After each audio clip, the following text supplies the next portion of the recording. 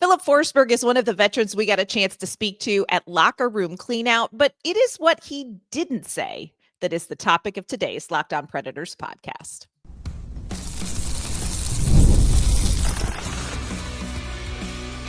You're Locked On Predators, your daily podcast on the Nashville Predators, part of the Locked On Podcast Network, your team every day.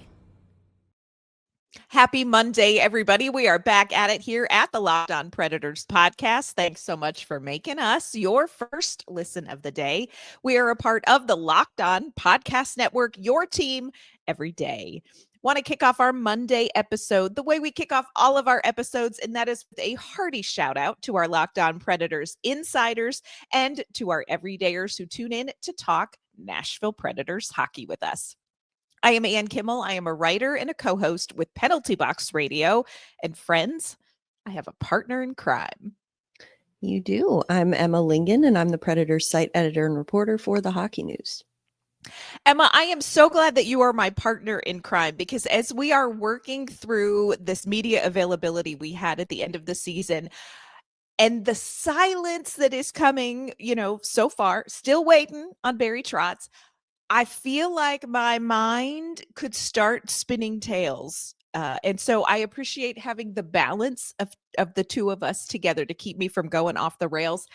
Because today we're going to hear from Filip Forsberg. Really interesting conversation with Forsberg about, of course, the disappointing season. But it's almost what he doesn't say, Emma, that I think we need to have a conversation about today. So we're going to hear from Filip Forsberg about the season, talk about the young players that came up, and we're also going to talk to him about coaching. Before we dive into all of that, want to let you know this episode's brought to you by Amazon Fire TV Stick 4K. Turn any TV into your Xbox. No console needed. Head to Amazon.com/Fire TV Locked On to learn more. All right, Emma, you and I were talking about this off recording, but let's just open the curtain just a little bit and say, here's something that people may not know about Filip Forsberg. He is the softest spoken person I have ever met in my life. Oh my gosh. Soft-spoken. It's like, I feel like it's only when he's talking to the media too. Cause like normally he's talking normal to everyone. And then it's like, oh, the media's here. Let me whisper. Let me talk. To you, my library voice. Literally, let me speak like I'm in a library, and It's every time we're like, dude, please a little louder. Some of us cannot hear. I don't know that Filip Forsberg has any idea what my face looks like, because when we're in a media scrum with him, I have to turn my head so that it's my ear in there, because he's just, again, with the media, he's just very soft-spoken. He's very soft-spoken. But you're right. Now that you say that, I'm like, friend, you have an outside voice. He has an outside voice. He does. He just like, I don't know. It's like as soon as he sees microphones and cameras, he's like, oh, now I must whisper. It's like, dude, no, the opposite. The opposite. A little louder for those of us in the back whose ear you are familiar with, but the rest of us. Anyway, just a fun little inside thing. Filip Forsberg, very soft-spoken. I had to kind of pull up the volume in the clips that I pulled today from our chat with him, Emma, because you will find yourself, if you are in your car listening to this or at your desk at work, you may find yourself leaning in. That's just how it is when you talk with Filip Forsberg. But wanted to kick it off with the topic that everybody, I think, is talking about when it comes to the Nashville Predators, and that is the future of the coaching situation. Again, we need to get our insider Rebecca doing a countdown for us on how many days it's been since we've waited for Barry Trotz to talk to the media, because we're still waiting to hear what he has to say about this past season and decisions that he made and decisions making going forward. But of course, that was a topic that we talked about with the players in Locker Room Cleanout. And Filip Forsberg, of course, being a veteran voice, Filip Forsberg is a very important part of the core of the Nashville Predators as well. He was asked, how did you think the coaching staff did this season? So this is what Filip Forsberg had to say, and then we're going to discuss. I think they did great. I mean, you see the fire, you see the passion, and they're right there with us. Obviously, they're it's not easy. Like for us, it's not easy. For them, it's one of these things when we're all putting everything we possibly can into it together, and that goes for the coaches as well. So I think we got to give them a lot of credit for the way they handle things. All right, Emma, just a brief, very quiet clip from Filip Forsberg. He says, we put all we possibly can into it, including the coaches. Is this a vote of confidence, do you think, when it comes to specifically Andrew Brunette? Yeah, I don't know. It's hard because I feel like if you're a player, and whether you necessarily agree with the coaching philosophy or not, like, and I'm not saying for sure that Filip Forsberg does or doesn't. I just, Right. I don't know. But I think that regardless, you do get to a point where he's got to know, like, Andrew Brunette is getting dragged through the mud publicly, like, because eh, you know obviously the season went horribly and he's getting a lot of the blame for it. Maybe, not maybe, a lot of it is unfair, like unfairly blaming this on him. Mhm. Is he partly to blame? Of course, but not entirely. That being said, I think when you work with someone every day, you don't like to see them, kind of dragged through the mud. And I do think that there's an element of, look, no one's sitting here saying that we are pleased with what happened this year. No But one is. don't say, I think what I got from Phil was like, it's not for lack of trying. Like, it was Mhm. basically like anyone who was saying that Andrew Brunette like didn't care or gave up or, whatever it was. And I think even that sound like it kind of aligns with what Jonathan Marchessault said about Andrew Brunette and the coaching staff still like keeping it fun and keeping it light for them. Where it's like, okay, he wasn't all bad. He did some things well, and you have to give him credit for that. That's kind of what I Mhm. took from it. Yeah. I think it is very interesting that Filip Forsberg, Roman Josi, UC Saros, none of the three of those, all three kind of quiet talkers, if we're being honest. But all three of those core players really didn't say anything that I think the fan base would love to hear from three of the core players. I think the fan base wants to hear somebody creep up to the line of Jonathan Marchessault. And when you ask Filip Forsberg about the coaching and he says, look, they put everything they could into it. We heard Roman Josi say and other veterans say, look, they prepared us. I think that is something that the fan base is disappointed about because the fan base feels like this is such a big problem, it needs to be changed. Which leads into the question for me, Emma, and this is a conversation that one of our insiders sort of sparked. One of our insiders said, I find it kind of frustrating and disappointment to only hear the new additions, Stamkos and Marchessault, saying the quiet parts out loud, and the only ones so far who seem to be having those hard conversations. I've never seen Forsberg, Josi, or especially Saros this visibly frustrated on the ice since they've been in Nashville. And I think their voices would carry a ton of weight, especially Josi's, if they would man up and do what Stammer and Marchie have done. To me, that's the only way something is going to change. And I think that's such an interesting conversation because we don't hear Filip Forsberg, Roman Josi, UC Saros saying anything that could be misconstrued. I mean, like you can pull apart that clip of Forsberg and go, oh, he used plural every time. He's talking about the strength and conditioning coaches. I mean, you can, we don't know. Like we can just show you and share with you what they said to us. And at that point, extrapolating any sort of hidden meaning is purely speculative on our part. And you got to be careful doing that. But would it matter more if Forsberg, if Josi, if Saros were to sit down behind closed doors in a meeting with Barry Trotz and say, hey, you know what? Love the guy, love his passion, but I don't think it works. Do you think that carries more weight than a guy who's been here a sum total of 82 games like Stamkos and Marchessault?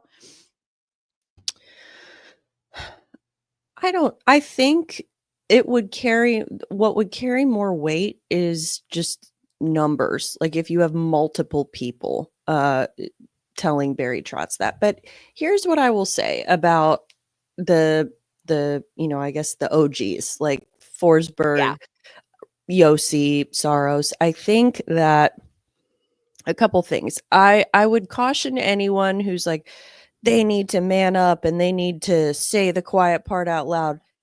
What I would say is let's give them a little bit of grace because through no fault of their own don't have the perspective that Stamkos and Marchessault do. They weren't here last year. They didn't go through what this team did last year.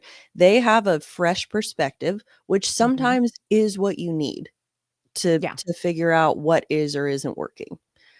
It's not fair to expect Forsberg or Josi or Saros to have that same perspective because they've been here and they experienced last year and they saw, what happened when they were able to sort of band together and go on that winning streak. Now, expecting an 18-game point streak to happen every year to pull you into the playoffs is absolutely not realistic or sustainable, but they've seen the positive side of Andrew Brunette coaching before. True.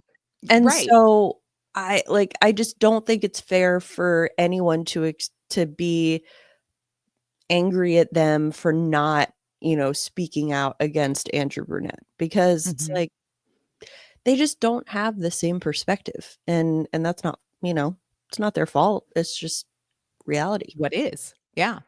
Coming up, we're going to talk a little more about the difference in perspective between the OGs and the new guys. We're also going to talk about the start of a season. Filip Forsberg talks about next season's start and what has to look different.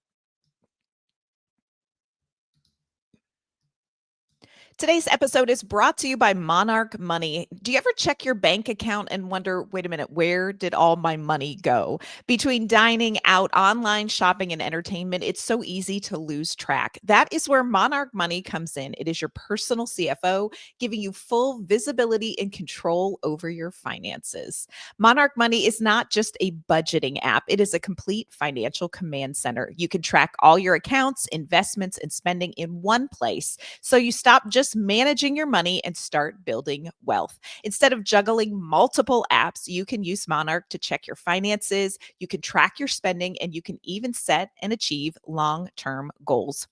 And managing money with your partner is smoother than ever. You can track shared and personal accounts, set goals together, and stay on the same page without all the stress. So take control of your finances with Monarch Money. Use code LOCKEDONNHL at monarchmoney.com for 50% off your first year. That's monarchmoney.com, code LOCKEDONNHL for half off your first year.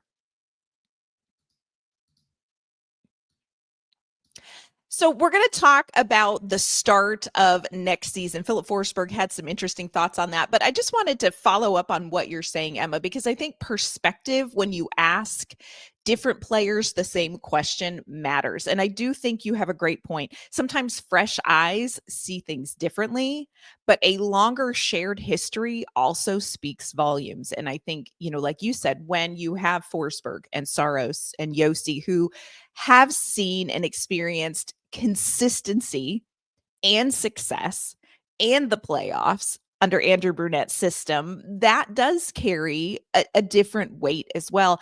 I also think it's interesting, the two people that you're talking about that the Predators brought in. You have Jonathan Marchessault, who, God bless, maybe has a filter, but, only, opts in and out of that as he sees fit, which mad respect for. He even says, we shared this in our episode with Marchie. He talked about like, I'm not going to lay it all out here, but I have some thoughts. I think that's pretty much how he operates. And I think sometimes he does lay it all out there. Maybe not with the media. Makes our job fun. So it really does. For it. Yes, you never know what you're going to get from Jonathan Marchessault, whether it's a thought on the coaching or asking about whose trial was it that he was asking about? Oh, ASAP Rocky. Yes. ASAP Rocky. I really was honored, maybe, or concerned. I don't know how to feel about that he looked at me and was like, she probably knows She about knows. this ASAP Rocky trial. Yeah. And I was Yeah. like, I love that you think I'm young and cool, but I have no idea. Now He I did not do. ask me. He did not Well, ask me.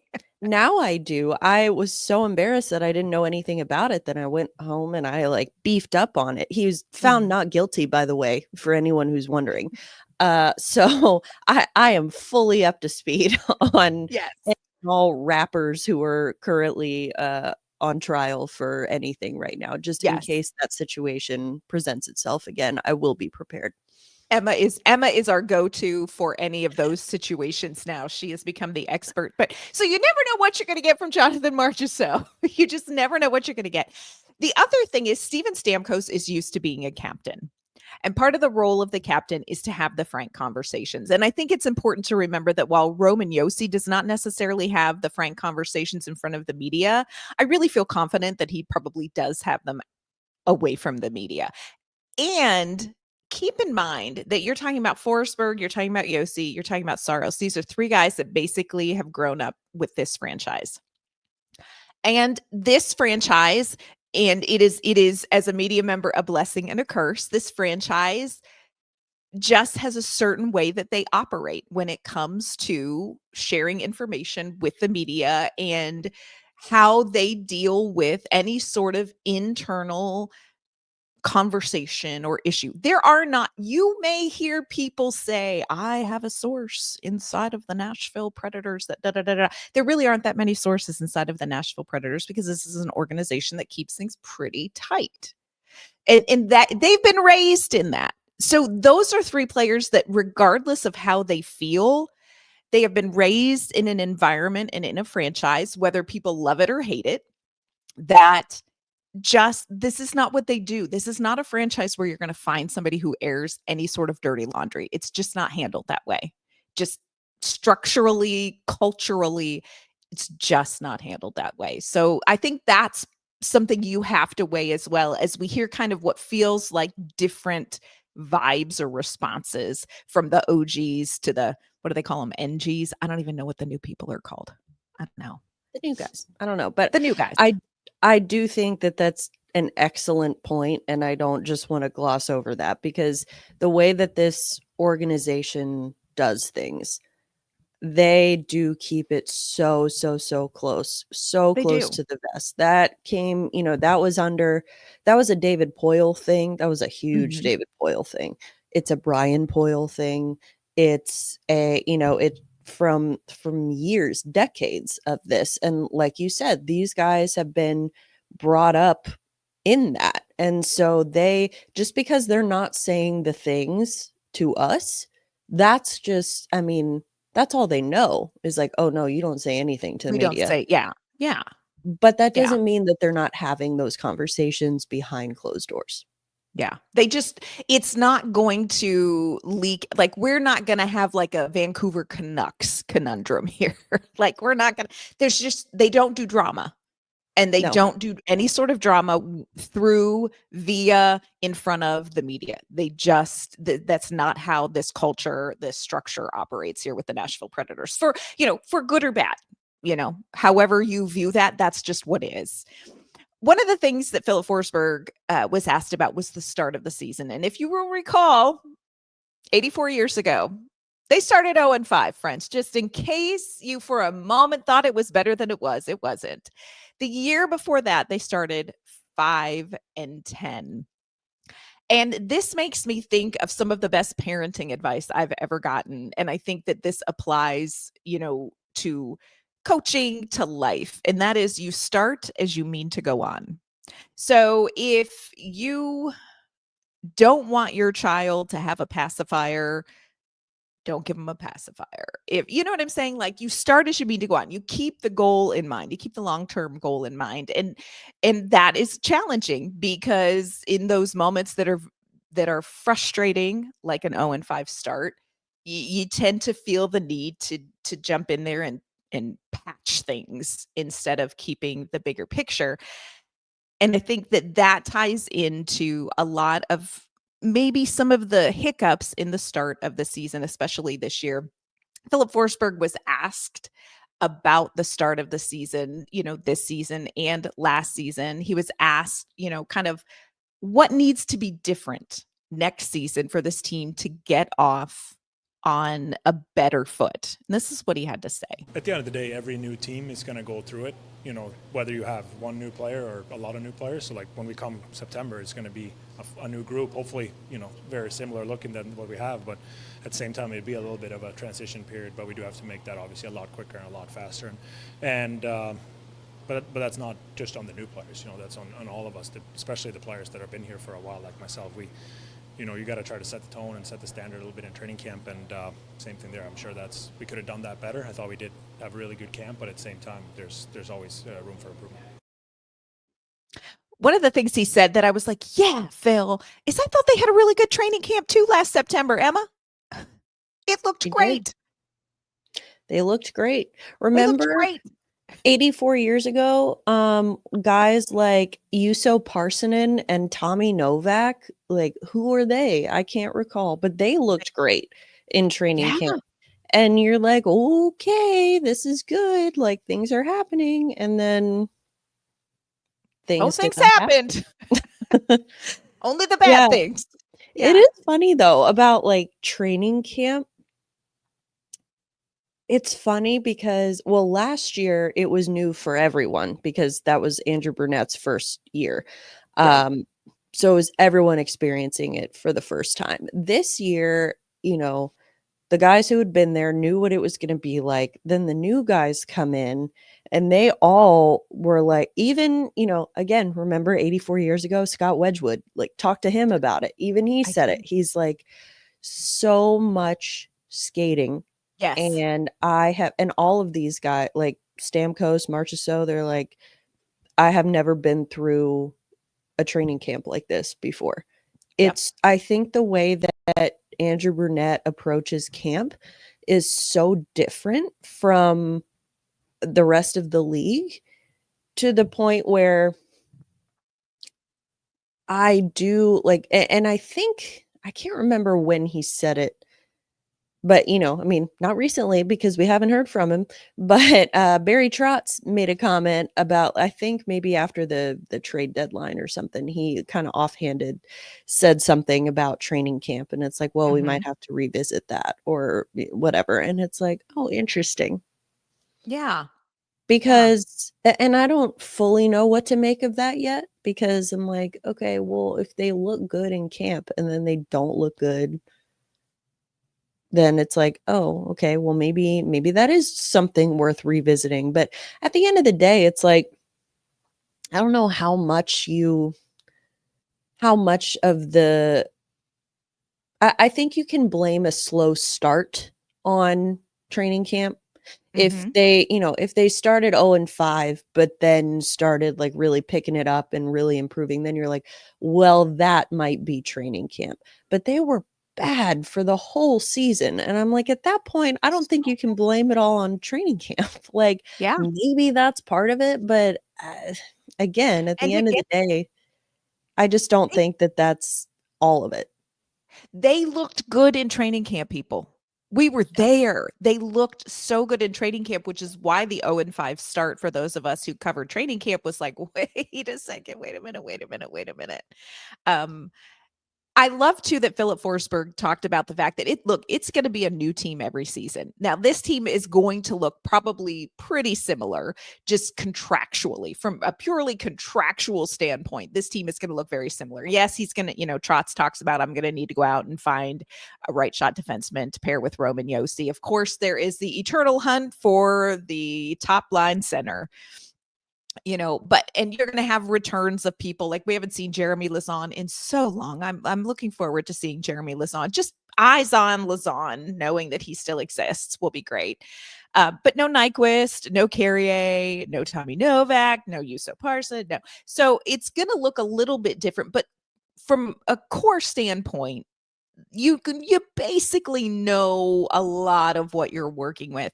And I love that Forsberg's like, you know who it's on? It's on us veterans to set the tone. And it's going to be really interesting to see kind of the results of how these different veterans process what the hell just happened over these last 82 games and what they come to camp with and what their message is as they set that tone, because you can't do the same thing over and over again and expect a different result.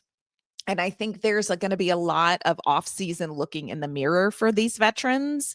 And I'm very curious to see what the vibes are going to be, what kind of the tone is going to be for strictly just the players, coaching, whatever aside, just strictly for the players. I think it's going to be one of the most interesting things to cover when training camp comes around, because what did they take away from last season and what are they bringing into this new season for this team? It's going to be big. The veterans, they do bear a lot of the responsibility for what happened in the past and what is ahead for the Nashville Predators. Coming up, Filip Forsberg is going to share his thoughts on the Nashville Predators young players that he got to see in the locker room this season. And he talks about who he gives credit to for their performances. Today's episode is brought to you by Wonderful Pistachios. If you are looking for that snack that is both delicious and nutritious, you need to crack into a good source of protein with Wonderful Pistachios. Wonderful Pistachios is one of the highest protein nuts. Each 1 ounce serving has 6 grams of protein, and that gives you over 10% of your daily value. Plus, they are packed with fiber and better for you unsaturated fats to help keep you feeling fuller longer. I personally am a no shells variety kind of girl. It's a perfect grab and go snack for those busy days, whether I am sitting here working at my desk or I'm on my way to Bridgestone Arena, or I just hit that point in the afternoon where I know mama has got to get her some protein before she snaps. It's a great, quick, easy go-to. And if you love cracking open every shell for that satisfying crunch, the in-shell option is a classic favorite as well. So get snacking and get cracking with a snack that packs a protein punch. Visit wonderfulpistachios.com to learn more. So here, friends, let's just keep it real. There are no two ways about it. This was a season of testing for the veterans and friends. A lot of young players suffered right along with them this season. Of course, 7 NHL debuts this season. We've heard from Zach LaRue. We heard from Fedor Svechkov. They talked about we hate losing and kind of going through the transition of I am reaching this individual amazing milestone while also losing as a team and kind of the mental game and mental struggle of a young player. We talked to Filip Forsberg about the youth and what he saw from these young players that came up and stepped into the lineup. And I thought what he had to say about the young players and who he credits their performance to, I think it's really worth listening to. This is what he had to say. I thought they handled it really well. You got to give the staff in Milwaukee a lot of credit, and the players even more credit, because I think they came up all of them, whether it was a couple guys that just got a game or two, or guys like Swetch that were up for longer, and Z that started in Milwaukee and came up pretty quick. I thought those guys showed a lot of growth as the season went on, especially, it's a hard season. I've never dealt with anything like that, and this is their first season doing that. So I do think they did a great job at that. I commend them for that, and I'm sure that will be a really, really good experience for them that hopefully we never have to do again, obviously. But I got to give them a lot of credit. I love that he gives these young players credit. I also think it's of note that he credits the staff in Milwaukee for preparing them to take this next step. And I love that. Big fan of Carl Taylor. I think he does such a great job. The staff in Milwaukee does a great job. There's really good communication between Milwaukee and Nashville. And I think it's of note, and we're going to talk about this later in the week. Some of these young players, Svechkov, Mark Del Gaizo, Ozzy Weisblatt, Joakim Kimmel, Spencer Stasny, these guys that we have seen this season, they are heading into the postseason this week. On Thursday, they kick off their postseason race. And what they learned in their time in Nashville, I think that's just going to benefit them as they try to win the Calder Cup this season. I do think it's interesting, too, that Forsberg's like, this was the hardest season of my career. Welcome to the NHL, Zach Leroux. And Fedor Svechkov, welcome to the worst season ever. Bless. Yeah, there's been a lot of, I feel like, discussion about that. Like, oh, is it even beneficial to these players, like these young players, to come up and experience this? And it's like, at the end of the day, we won't really know until probably years from now. But like, this could be something that's a great learning experience, and it really, is a good thing in these young players' long-term development. But in the immediate term, yeah, it sucks. And 100%. it's horrible. And I do give them a lot of credit, because it is hard when, they are trying. The young players are the only ones, not the only ones, but like in a lot of ways, the most obvious ones with something to actually play for at this point. Like, they're playing for minutes, they're playing for ice time, they're playing for roster spots, whatever it is. And I think that like hunger is something that you need, especially when a team is doing as poorly as this team was. So, credit to them, because it is hard. Like, I would hate for that. I mean, you hate for anyone to go through it, but especially, like you said, if that's your first season, like, can you imagine being like, I have waited all my life and this is it? I hope Whoa. that I just hope that like they got it out of the way early, and like they don't have to deal with anything like that again, because it is a great learning experience. Like, and like I said, we heard from them and they talked about like navigating the mental challenge of trying, losing, maybe winning a game, but losing and then losing some more. I mean, this was second worst season in franchise history. And this was your welcome to the NHL. And you're coming into a team. Now, granted, like Matthew Wood, he saw the writing on the wall when he made his NHL debut. Like, we all knew when Matthew Wood made his debut. But Zach Leroux, Fedor Svechkov, thinking, okay, like, I know it was a rough start, but like, let's see what happens. And you know what happened? Nothing happened, y'all. We watched all season long. Nothing happened. And this was their like moment. So I do hope that they are able to take something away from like, this is how you get through the mental grind, because I think you focus that first year on the physical grind and the recovery. And we heard from them about that as well. But also there is the mental grind. On Penalty Box Radio several months ago, Mark Borvietsky joined us, and he's now a player development coach for the Nashville Predators. And he talked about the sophomore slump. And he's like, I've really spent time researching that, trying to figure out, like, because there is a statistical thing to it that a lot of players in their second season regress a little bit. And he said part of that is the adrenaline has worn off. The new has worn off. You've been to the arenas. It's not a new visit to Vancouver and you've never been here before. And isn't it amazing? And you have to do that mental work. And it's a lot of mental work in that, that sophomore season. And like, okay, hey, Fedor Svechkov, let us pray that you have done enough mental work that your sophomore season will not be quite so painful.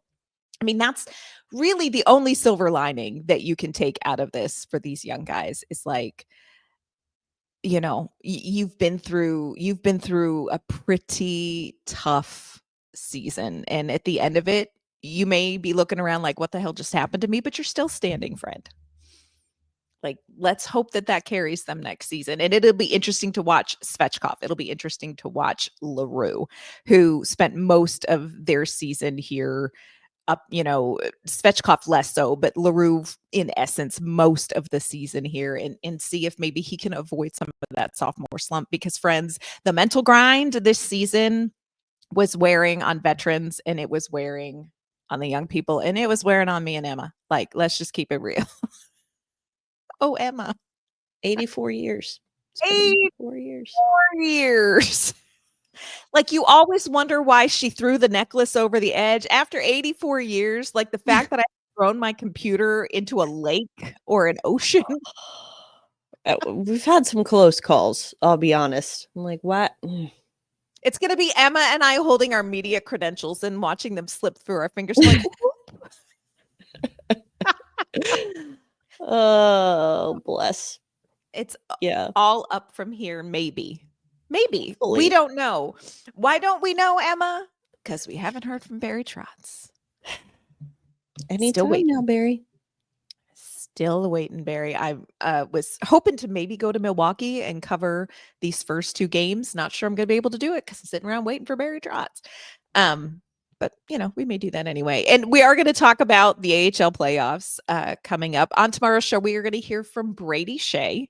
And we're going to hear from Matthew Wood. We're going to kind of share with you the highlights of their postseason media availability. 2 very different perspectives, from a veteran and from a guy who got to play his first, I think, 6 games in the NHL. But really, 2 players well worth listening to. Interesting seasons for both of them. So we're going to cover that on tomorrow's episode. Before we log off and go drop our media availability or our media credentials in Old Hickory Lake, Emma, will you let everyone know where they can find you and your work? You can find me on social media at Emma_Lingan, and you can find my work at the Hockey News, including every night during the playoffs. If you don't get enough of me here, you can see me And who live. does? I mean, Nobody does. you can watch our live the Hockey News Playoff Frenzy live every night during the playoffs, hosted by yours truly. It's a fun time, and you know what, sometimes it is fun to talk and listen to people talking about other teams that actually win games and stuff. It's kind of That nice. sounds so amazing. Definitely going to tune in. That sounds amazing. You can find me on social media at AnnK_Mama on Ice.